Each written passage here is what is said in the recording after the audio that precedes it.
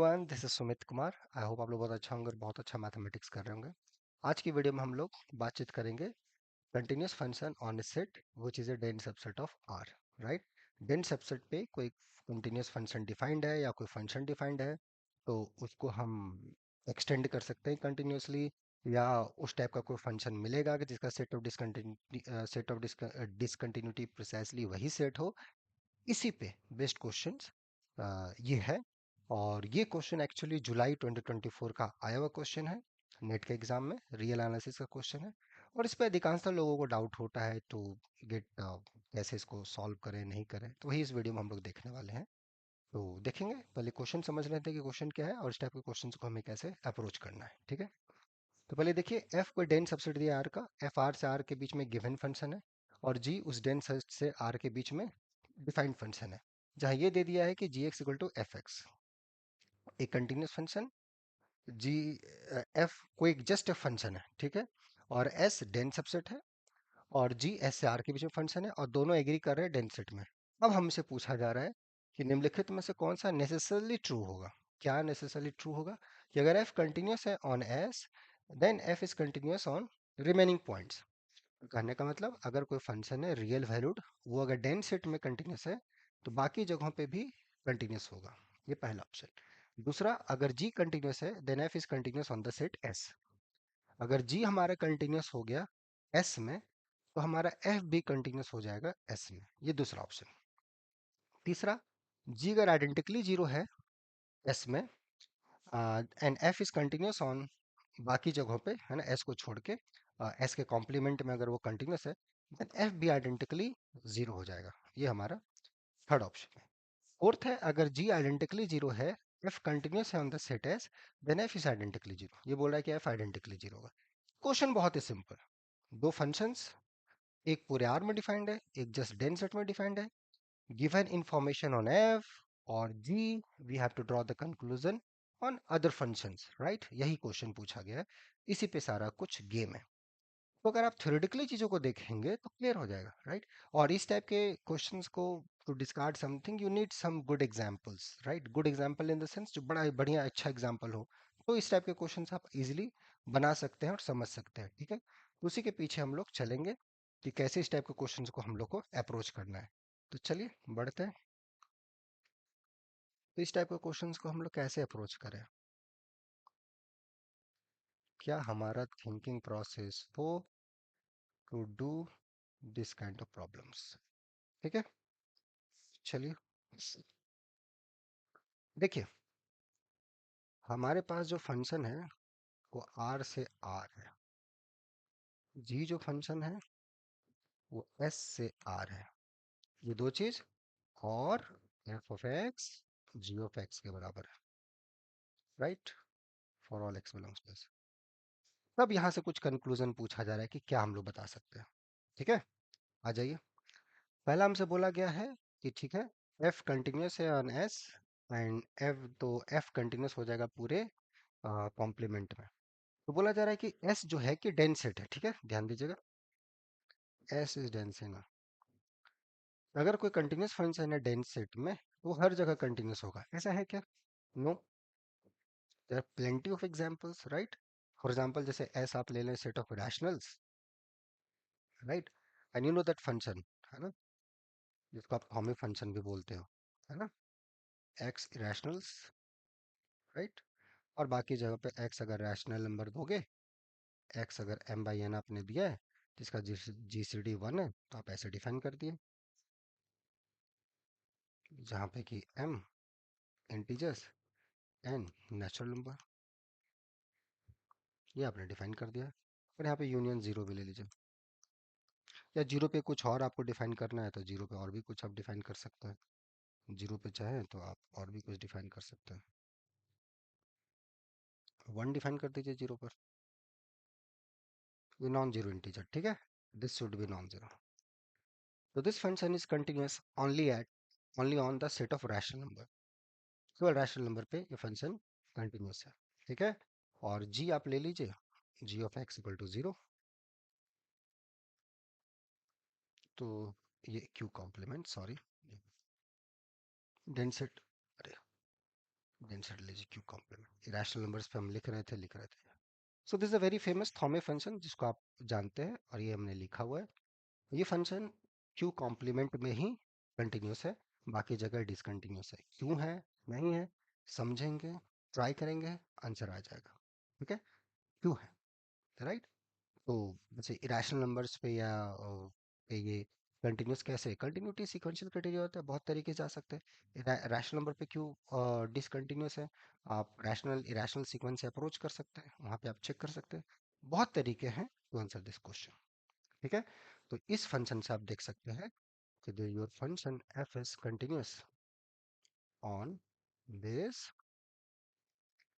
and f is discontinuous on this, which is r minus q complement.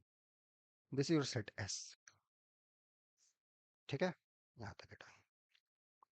Okay, now तो यहाँ से जो first option था कि एफ कंटिन्यूस है, then F continuous on the set of पूरे जगहों पर, गलत। नहीं, जी कंटिन्यूस है then F is continuous on the set S. अगर जी कंटिन्यूस हुआ एस में, एफ आपका कंटिन्यूस हो जाएगा। ये भी बिल्कुल सही नहीं है, राइट। इसके लिए भी आप देखिए, जी ऑफ एक्स के लिए ले सकते हैं, जी ऑफ एक्स आप ले लो ना, कोई भी कांस्टेंट फंक्शन ले लो, जीरो रैशनल नंबर पे। एफ एकदम इसी के साथ आइडेंटिटी रखना है, तो रैशनल्स पे यही फंक्शन रखे, तो रैशनल्स पे वन रख लिए, देन सेट रैशनल नंबर ले लिया। तो g continuous function being constant function, but f is nowhere continuous on R, and f agree with g on set of rationals. F is nowhere continuous, इसको Dirichlet function बोलते हैं, nowhere continuous, किसी भी point पे function continuous नहीं है। G identically zero, f is continuous on the set S. अच्छा, then F is identically zero. अच्छा अच्छा, ठीक है। G is identically zero, f is continuous on the set, then F is identically zero. ये भी गलत हो गया। सेम एग्जांपल जो हमने फर्स्ट ऑप्शन लिया था, जो हमने फर्स्ट ऑप्शन के लिए एग्जांपल लिया था थॉमे फंक्शन, वहाँ पे जी एक्चुअली जीरो था, देख लीजिए। ये एफ आपका आइडेंटिकली जीरो है, दिख रहा है, जी जीरो है, बट एफ आइडेंटिकली जीरो नहीं है। ठीक है, वहाँ पर बोल रहा है कि जी आइडेंटिकली जीरो है, एफ कंटिन्यूस है on the set S, S हमारा क्यों कॉम्प्लीमेंट, एफ आइडेंटिकली जीरो होगा, नॉट नेसेसरी। तो फर्स्ट सेकंड थर्ड गलत हो गए, तो जो बचा वो सही हो गया, जो बचा वो सही होगा। एग्जाम हॉल में कोई ना कोई एक ऑप्शन तो करेक्ट है ही, डन हो गया। लेकिन अभी तो हम लोग एग्जाम हॉल में नहीं है, ट्राई करेंगे कि थर्ड नंबर कैसे सही है। थर्ड नंबर कैसे सही है, क्या बोला गया है, जी इज आइडेंटिकली जीरो। अगर जी आइडेंटिकली जीरो हुआ और एफ कंटिन्यूस है on the S complement, then F is identically zero. चलिए देख लेते हैं भाई, इसको कैसे बनाना है। तो गिवन क्या है, g of x equal to zero for all x, right, and f is continuous on this also, f of x equal to 0 for all x belongs to s, because they agree, f agree with g on this s। तो यहां से हमें proof करना है कि भैया f identically zero होना चाहिए। ठीक है, यहाँ पे तो आइडेंटिकली जीरो, वहां पे दिखाना होगा। चलिए कोई पॉइंट उठाइए, कोई रैंडम पॉइंट उठाइए। Now since s is dense in r, so you can get a sequence in s such that pn converges to p. And because f is continuous on this R minus S, and since f is continuous at P, imply by sequential criteria of continuity, f of Pn goes to f of P. And what about f of Pn? f Pn आपका ये sequence set से आ रहा है, तो ये zero sequence है, तो ये भी जीरो हो गया, and this is zero for all P on the remaining elements. तो done. So F is identically zero, S पे तो जीरो था ही, बाकी एस के बाहर भी फंक्शन अपना जीरो हो गया, देख लीजिए। सो f of p equal to 0 for all p on s complement, that implies f of p equal to 0 for all p belongs to r, क्योंकि रियल नंबर को आप s यूनियन s कॉम्प्लीमेंट में लिख सकते हैं, कोई भी सेट लिए उसके सेट और उसके कॉम्प्लीमेंट में लिख सकते हैं, दैट्स आंसर। ऐसे इस क्वेश्चंस को बनाना। कितना आसान क्वेश्चन है आप देख लीजिए। How is that? बट चीजों को थोड़ा सा आप कनेक्ट करेंगे तभी तो बनेगा ये क्वेश्चन। ठीक है। ओके, ये हमने इसका प्रूफ भी दे दिया आपको कि कैसे सही है। राइट। कंटिन्यूटी यूज हुआ जहाँ पे फंक्शन कंटिन्यूस था, और जहाँ पे कंटिन्यूटी था नहीं था वहाँ पे फंक्शन जीरो दिया हुआ था। ठीक है। बेन सेट पे उससे पता चल गया कि फिर फंक्शन थ्रू आउट जीरो हो जाएगा। यही था इन्फॉर्मेशन, यही था क्वेश्चन। तो अगर आपको इस थर्ड ऑप्शन का प्रूफ नहीं भी आता है, तो भी अगर आप तीन गलत ऑप्शन आप निकाल दिए तो हो गया आंसर। तो थ्योरेटिकली चीजें पकड़ में रहेंगी तो आंसर आपसे बनेगा, नहीं तो फिर बहुत दिक्कत होगा। राइट, ऐसा नहीं कि बहुत ही आसान क्वेश्चन है। अगर चीजें एग्जाम्पल उस समय क्लिक कर गए आपके दिमाग में तब तो बहुत आसान है, नहीं हो पाया तो फिर उलझे रहेंगे आप इधर से उधर में। ऐसे ही बहुत लोगों को दिक्कत हुआ इस टाइप के क्वेश्चंस में। इसीलिए थोड़ा सा ध्यान रखें इस टाइप के क्वेश्चंस को बनाते समय क्या है नहीं है टेक्निक उस पे। राइट। और ऐसा जब ध्यान रखेंगे आपका एग्जाम अच्छा जाएगा, बहुत अच्छा जाएगा। अभी 28 तारीख को एग्जाम होगा आपका, बहुत कम दिन बचे हैं। बट जो भी बचे हैं उसमें अपना बेस्ट देने का कोशिश कीजिए। ठीक है। अभी भी अगर आप टेस्ट वगैरह नहीं दिए हैं, लेकिन अगर आपको थोड़ा सा डर है कि मेरा परफॉर्मेंस कैसा है, तो अभी भी बहुत देर नहीं हुआ है, टेस्ट सीरीज आप दे सकते हैं। टेस्ट वगैरह दे के अपना परफॉर्मेंस को चेक कर सकते हैं, अगर आप चाहें 2-3 दिन पूरा टेस्ट दे तो यहाँ पे टेस्ट सीरीज है। अभी भी अगर नहीं कहीं लिए हैं तो जुड़ सकते हैं और 2-3 दिन आराम से टेस्ट दे के अच्छे से अपना परफॉर्मेंस को चेक कर सकते हैं कि कहाँ क्या वीकनेस है। सुधार कुछ कर सकते हैं अपने स्पीड में, अपने एटीट्यूड में क्या वीकनेस है वो पता चल जाएगा, और उस पर सुधार कर सकते हैं। है ना, अभी भी बहुत देर नहीं हुआ है, बढ़िया हो सकता है। आगे बढ़े, फिर मिलते एग्जाम के बाद, है ना।